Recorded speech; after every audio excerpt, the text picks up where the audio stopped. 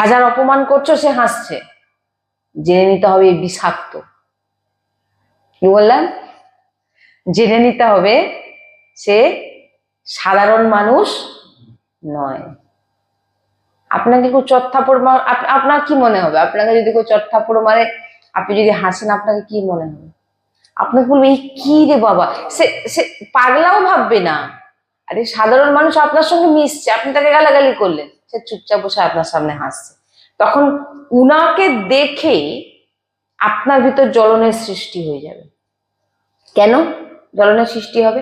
আপনি নিজেই বুঝে উঠতে পারবেন না যে আমি তার উপরে এত কিছু করলাম, সে তবু হাসছে। এ তো তাহলে বিষাক্ত। বিষাক্ত মানে একদম ভগবানের কাছে। কারণ সে সেই ব্যক্তির মধ্যে কাকে দেখছে?